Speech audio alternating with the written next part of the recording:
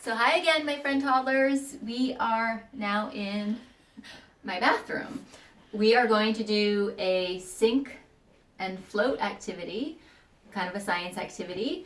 And you can certainly do this at home in your bathtub or in a sink. We just happen to be, now in my bathtub. And we're doing this now because we just read this book, 10 Little Rubber Ducks. And what do I have right here? My little rubber duck. He doesn't squeak. Oh, but because I know you want to hear it again because it was so fun, I want to hear it again. Very cute. It's so cute. But yeah, my rubber duck doesn't squeak, but I know that you have one of these probably in your tubby at home, and you know that when you play with it, he's gonna float. He's floating now in my sink.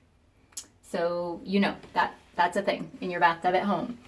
However, now we have lots of other items that we're going to look at now and identify to determine whether they will sink, which means going down to the bottom of the vessel here, or if it will float and stay at the top, like the rubber ducky does. So I have a comb, a coin, a rubber ball, it's a little squishy,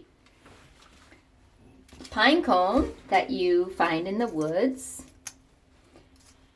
a pencil, a marble, which we do not play with at school, a sponge, a rock, spoon, and a nut. It's an almond. So we're going to look at these items and determine if they will sink or float in our water. So we're going to test the first one.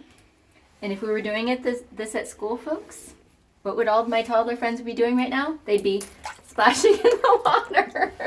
Splashing in the water, and that would be so much fun. And yes, and normally maybe I'd only do 5 items, but let's test this first thing and see. Is it sinking to the bottom or at the top? You'll see it's floating. Maybe we'll put all the things in at the same time and get a hole. This is the coin. Oh, that went plunk down to the bottom. That did not float. That sunk right down. Next comes the ball. Let's see what this does. Ooh, it went boing boing. And it's now floating with the comb at the top of the surface. Next we have the pine cone. We can guess now. Do you think it will sink or float to the top? I put it in. I'm going to kind of plunk it in. Didn't really plunk. It's now settled at the top. It's floating with these other objects. Now we have a wood pencil. My guess is that it will float. Wood typically floats. And it's made of wood, and it is floating. Next we have another sphere, a ball, much like this one. It's small. It's smaller than this one. Is your guess that it will sink or float? You would think it might float because this one is floating. But look, it did not. It sunk down to the bottom. Even though it's smaller, it sunk. And this one is still floating and bobbing along. Next we have a sponge. This will easily float. It's very light. And now we have a rock. Kind of heavy in weight. Let's see what this does. Ooh, that made a loud sound as well. It sunk down with the marble and the coin. So now we have these things floating and those 3 things sinking to the bottom. Now comes a metal spoon. It's small in size, but much like the coin and those other items, it sunk too. And now we have the last thing, this nut.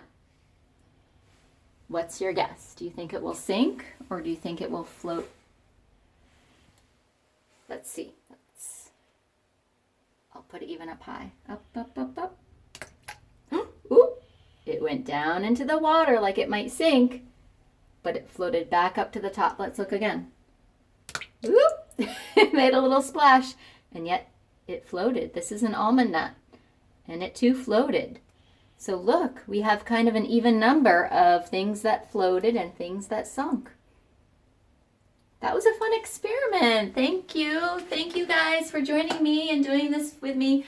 You can find other common objects in your house and try and test out your own ideas in your tub or your sink, and give it a try and let me know how it goes. Thank you. Good night. Bye.